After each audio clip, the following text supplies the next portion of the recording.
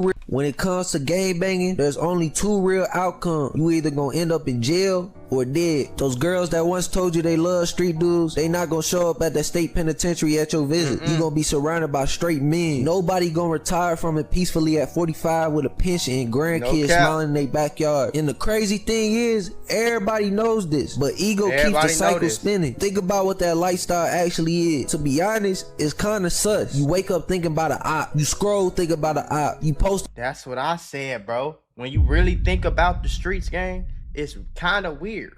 You wake up thinking about another nigga. It's to the point in real life, bro, these niggas don't even try to get no money no more.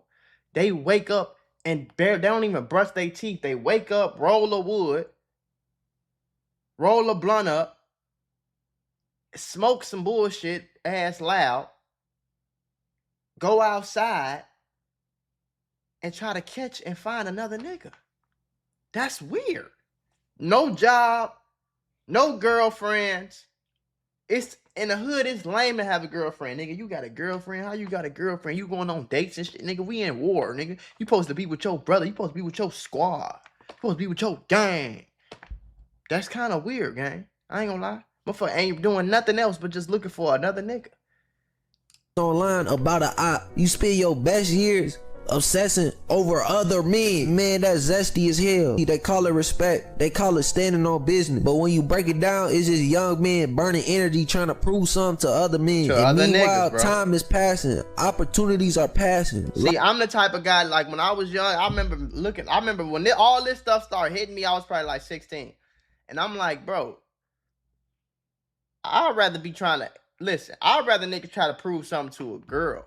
Like, at least that makes sense. Like, you trying to okay, look, I'm finna go clean my car up. You know what I'm saying? I'm finna give me a nice chain. So I'm gonna get this pretty girl. We gonna go on this date. She gonna be like, damn, nigga, I'm gonna give me a haircut. She gonna be like that. Like, I'm gonna try to prove something to a girl that I'm interested in. I'm not gonna try to prove something to no other nigga. What the hell? That's weird as hell. Nigga, you ain't, what the fuck? Life is passing, and y'all not really making no money because that's usually the justification. I'm in the streets grinding. I'm in the streets hustling. I'm about to make millions off Zyle, carts. Be honest, 2 or 3 years go by, you done profited maybe $50,000. Maybe over years. You risk your freedom for what someone in the union trade can make in a year. 1 year. Electricians, welders, plumbers, heavy equipment operators, union guys clearing 80K, 100K, sometimes more legally per year. I sat in prison for 6 years, came straight home, got into welding school, and made over 100K my first year. They got. Did you hear what the fuck he just said? I sat in prison for 6 years. I sat in prison for 6 years, came home, went to welding school, and made $100,000 my first year. And the crazy part is, you niggas will be in the streets and call him a lame. They will call him a lame, bro. This video right here, I wanted to make sure I reacted to because I felt like, even before I watched it, based off the title of it, I felt like it was gonna further push the message that I'm always preaching. You see what I'm saying? And that is, the streets, gang banging, the streets, all that shit, gang, is nothing but a finesse. It's a scam. It's a way for a lame nigga who can't do nothing else with his life but shoot a gun. He not smart enough to do nothing else with his life but pull a trigger. He gonna try to make that shit sound cool in a way where he recruits you to come do the same dumb shit that he doing so that he don't have to do it by himself. You see what I'm saying? Don't no dumb nigga want to go do some dumb shit by himself. He want to convince another nigga to be dumb with him so that if something happen, maybe you get shot and he run away. Maybe you get caught and he get away. If something happened, he got somebody. Don't nobody want. Why you don't never see nobody going to shoot or kill nobody, rob nobody, do none of that by themselves. It's always more people with them. Why do you think that is? Why you think these niggas can't never go do nothing by themselves? Because if they did it by themselves, it wouldn't be no snitching. It wouldn't be nothing to snitch on if you wouldn't kill somebody by yourself. If you wouldn't rob somebody by yourself. But you need company. You know what I'm saying? Just like niggas be on drugs. You don't see too many niggas that be strung out on drugs by themselves. They always with somebody else and they try to convince them, hey, do these drugs with me. Hold on, y'all. This is my clothing brand. I need y'all to go support your boy, okay? And supporting your boy with some pretty cheap clothing, all right? And you gonna be fly and fresh as hell, man. All right. Link in the description. Us. Go shop. So I don't feel so stupid. You stupid with me, so I don't feel as stupid. You know what I'm saying?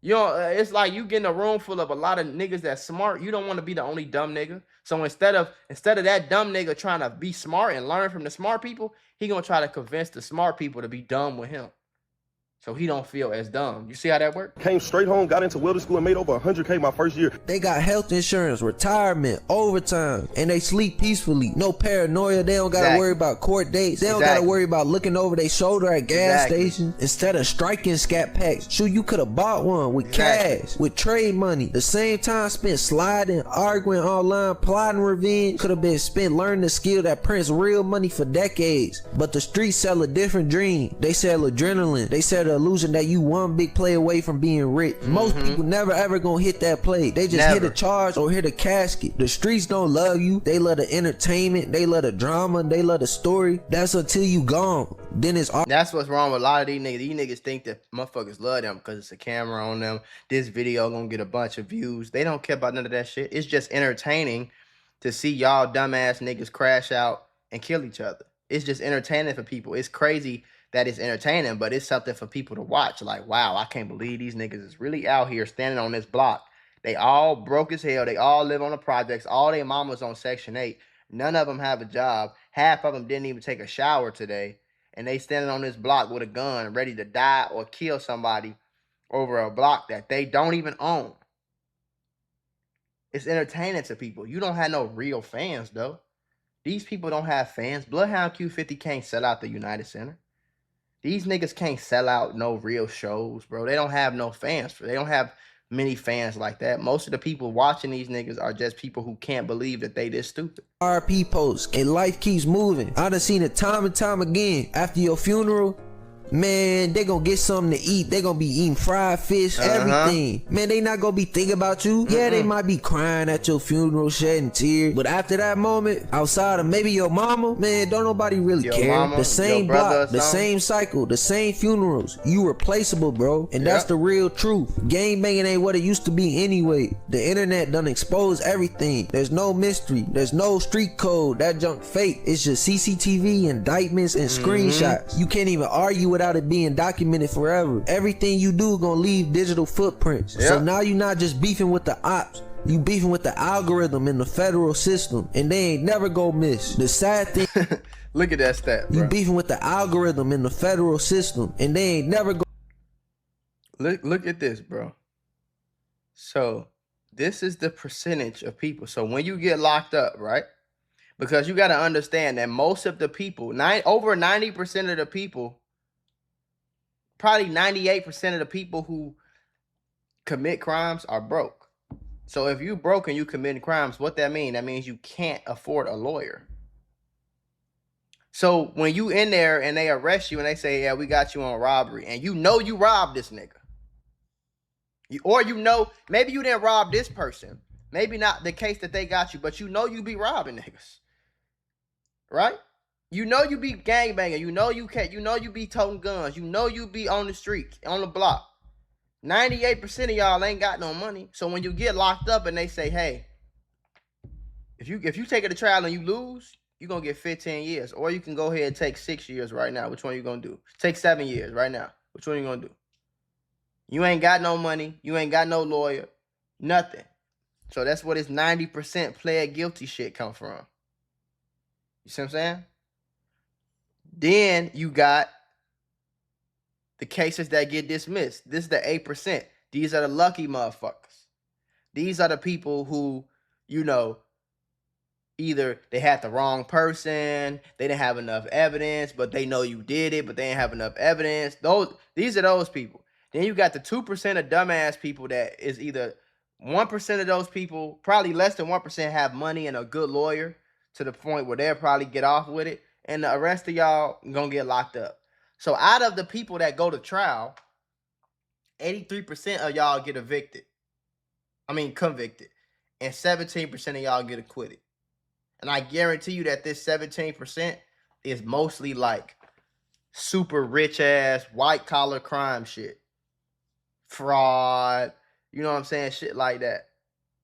Miss. The sad thing is, a lot of these dudes are smart, charismatic. They could run a business. They could build something real. But they was taught that aggression equals respect. That pride means you got power. It doesn't. Control equals power. Discipline equals power. Longevity equals power. There's no third option in that world. You either gonna get buried or you gonna get booked. Jail. And the ones who survive long enough usually age out broke, bitter, or traumatized. Exactly. Meanwhile, the guy who left early, he's quiet, working, stacking, buying properties, actually building something that lasts longer than a headline. This isn't about disrespect, it's about reality. If the lifestyle truly worked, we see 50-year-old gang leaders living comfortably with generational wealth. We don't. We see funerals and indictments over and over again. The rebellion isn't staying in it. The rebellion is walking away, choosing peace over ego, choosing skills over chaos, choosing ownership over reputation. Because the real flex is waking up free and staying that way.